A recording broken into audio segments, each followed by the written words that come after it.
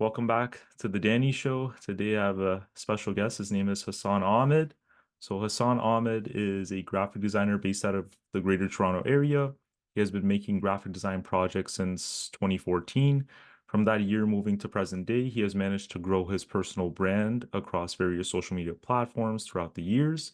He loves sports, and particularly the NBA and NFL has fancied his interest to make appealing graphics for the distinguished leagues as well. Whether it's wielding the power of color theory, mastering typography, or orchestrating the harmony of layout and composition, Hassan thrives on the challenges of the design process. He has worked with many clients within the NBA, NFL, MLB, and NCAA.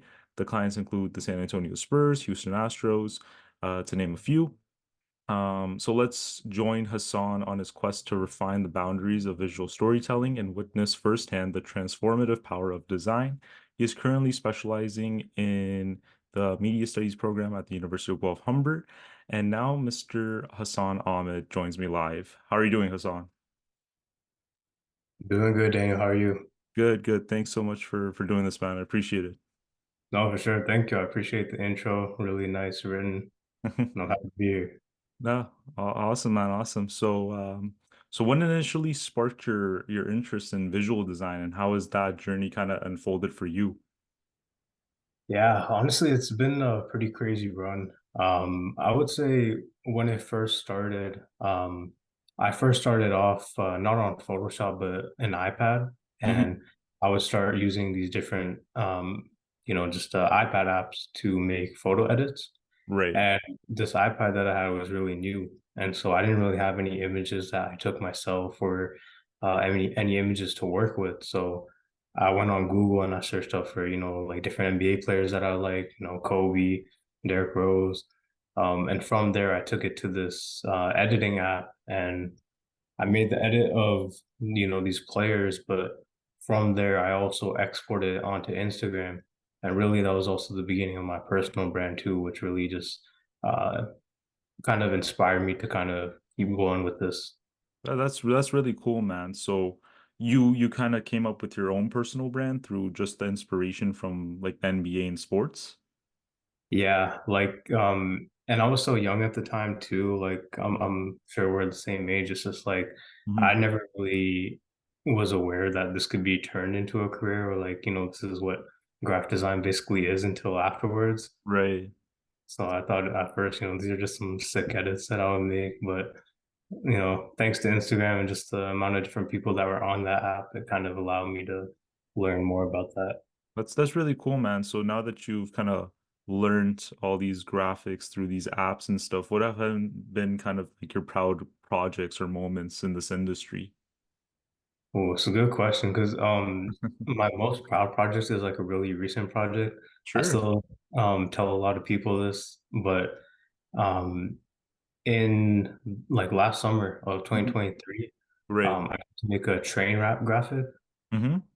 and it was for the Drew League, Okay. a Cool. really popular basketball league outside of the NBA. They Right. run in the summer in LA, and I got approached by this client, Hmm. very close sponsor to the league, and just their their brand, very close with the league, and they wanted this train wrap to honor the Drew League's 50th anniversary.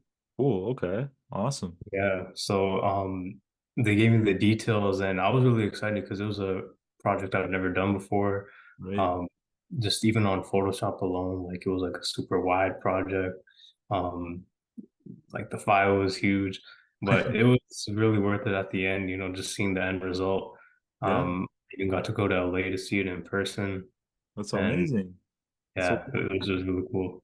That's amazing. So, now that you've had that moment for your kind of portfolio, um, how do you like approach a project from your own perspective? Like, what's like the whole creative process behind designing a piece? Because every certain type of content creator or designer comes into a certain type of piece with their own ideology. What kind of inspires you to design a piece?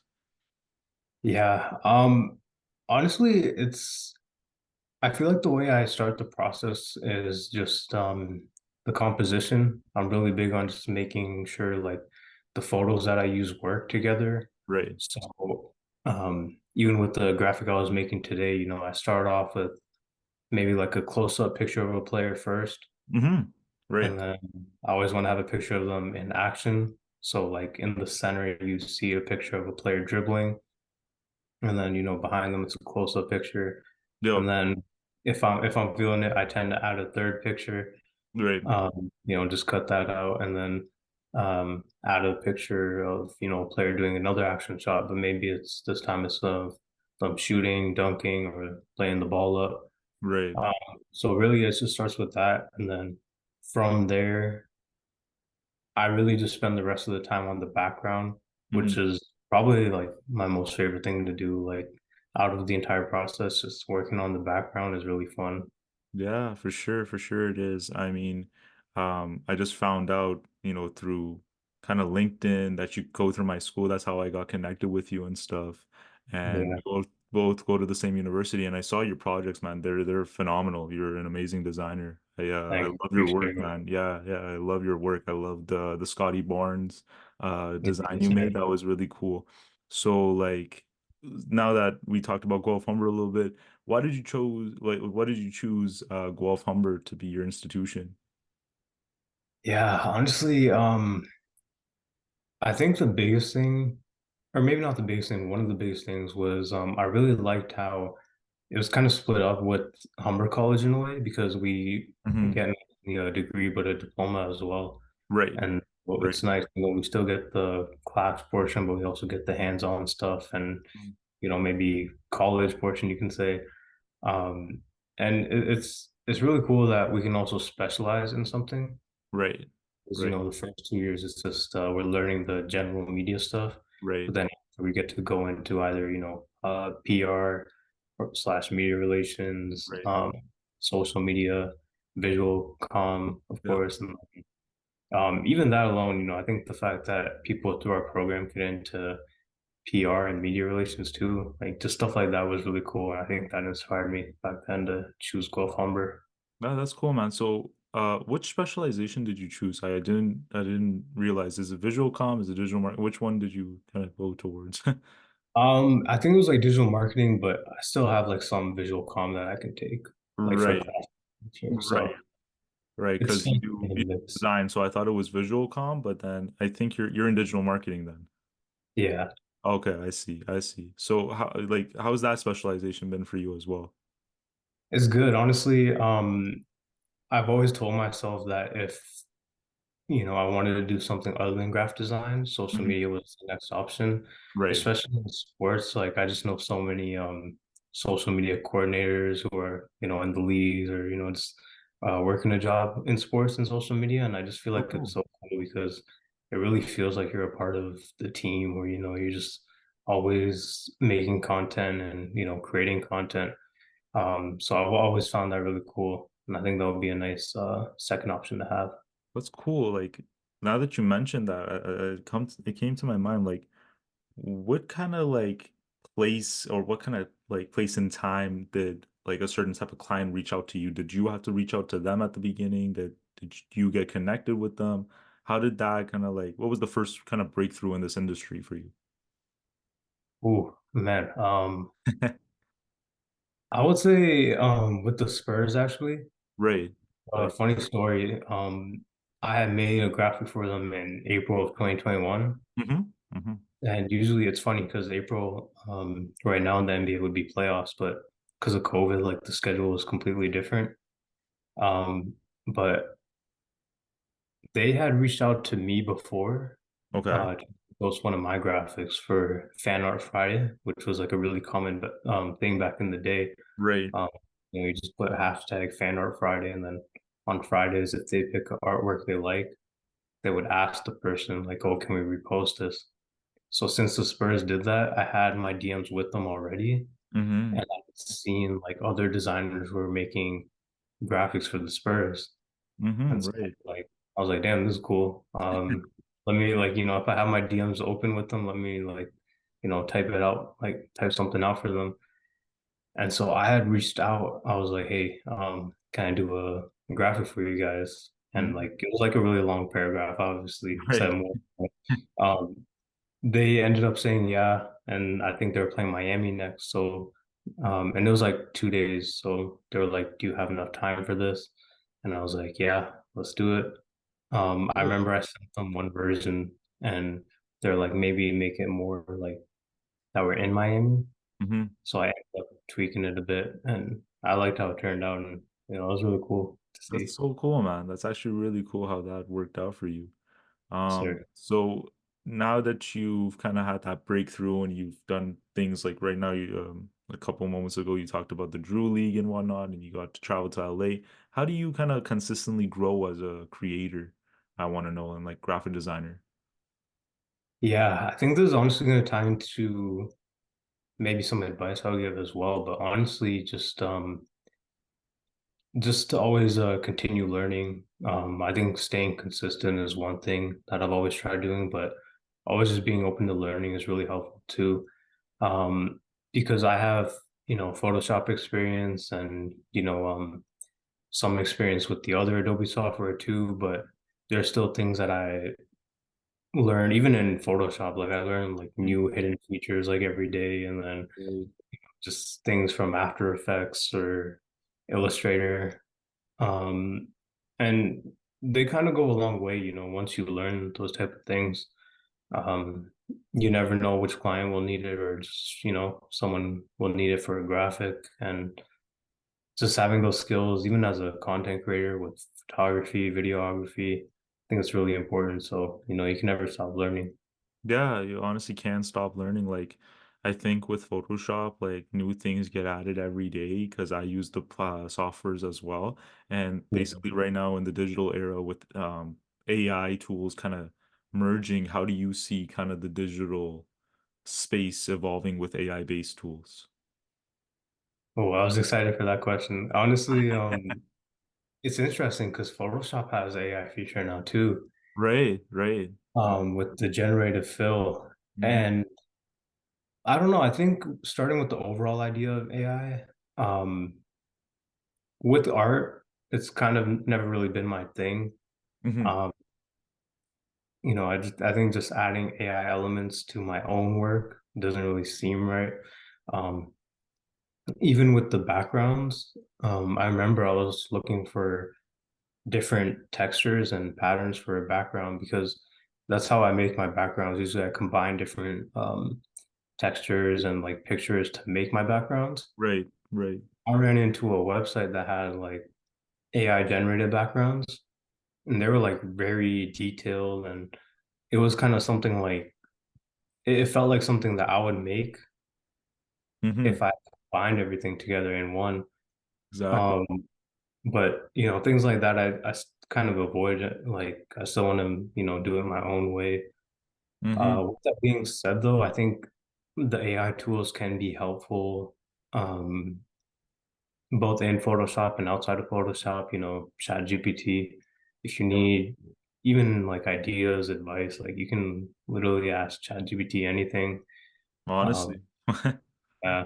So I don't know. I think as long as it's not like something excessive, like I use generated fill, but only for if I want to remove something detailed like out of a picture or just like generative expand a picture.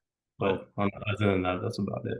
no, no, it's kind of cool how this how like AI kind of took over the digital space, especially after COVID, Yeah. even during COVID as well. And like a lot of graphic designers are wondering, like, well, AI is coming in, like we're gonna be jobless or something. So what are we gonna do?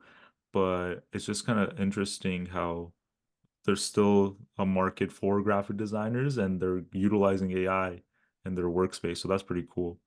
And Yeah.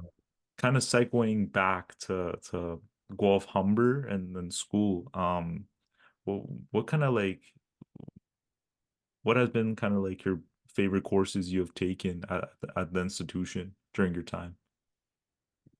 Ooh. Honestly, some of the first year and second year courses were pretty fun. Hmm. I like the presentation and persuasion class a lot. Yeah, that was cool. It was fun just having like a class dedicated to just doing presentations and getting marked on it. Yeah, Um, sure. and just it was pretty helpful. And then um, first year I liked I think it was teamwork and organization behavior. Right. That one was nice too. Because honestly, I just like classes that are, collaborative and just interactive as well, other I than see. just, sitting through classes.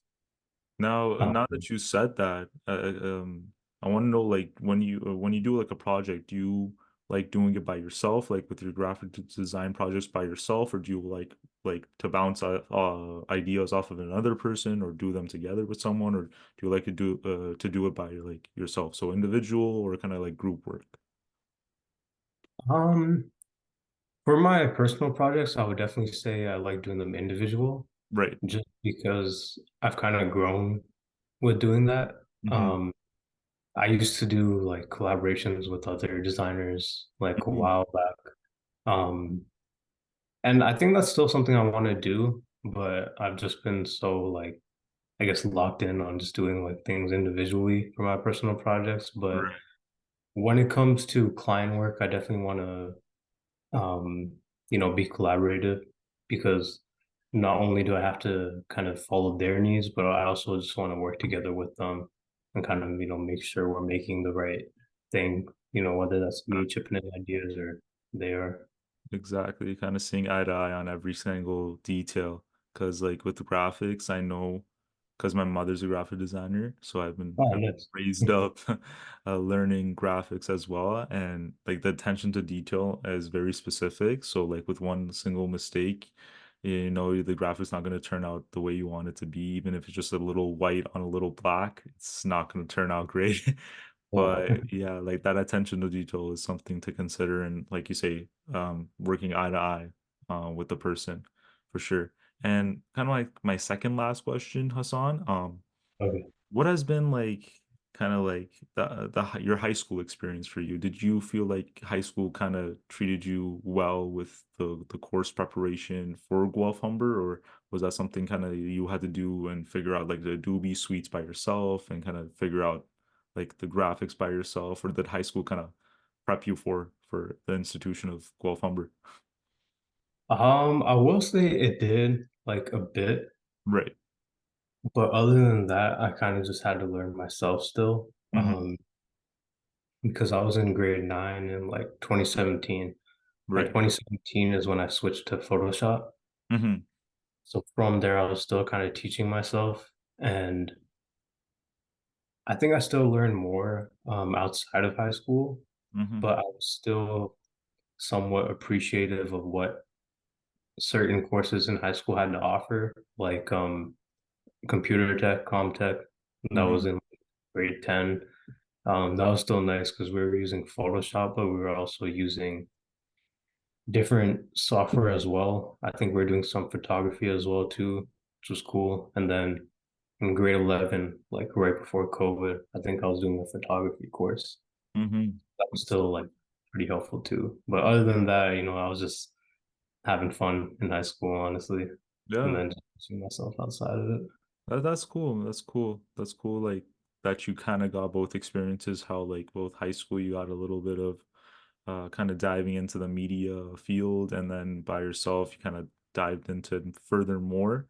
So Hassan, thank you so much for coming on the show first and foremost. And last question, what kind of advice do you have for any aspiring content creators, graphic designers who are kind of interested to pursue a media degree or just pursue graphic design? Hmm. Hmm. Hmm. Hmm. I would say just a bit what I mentioned earlier, just continue to stay learning. Honestly, also just on top of that, um, you shouldn't worry about making mistakes. They will come and go, especially as you start off on your own time and just, trying to make your own content and your own graphics, things like that. I think there's really just a bunch of space to grow and just continue learning. Like even me, with Photoshop and things like that, Hmm. still more that I can learn. And so really just, continue to learn, ask others for advice, ask others for feedback. Hmm. Really, that's all I got. No, no, no. That's great, man. Yeah, just continue to learn. I think like if you learn bit by bit and do projects by yourself, I think as a creator you'll grow and just to like get some inspiration. Like you said, we talked about AI based tools like ask Chat GPT for some ideas to get your composition started, you know. We all gotta start somewhere and it's through the failures, you know, that you learn. So you gotta fail in order to learn. So but yeah. Hassan, thanks so much for coming on the show. Hassan Ahmad, everyone. You can follow him on his Instagram. Check out his Instagram. His portfolio, his graphics are amazing, and connect with him on LinkedIn as well. Thanks, Hassan, for doing this. Thank you, Daniel. Appreciate your time. Thank you. No problem, man.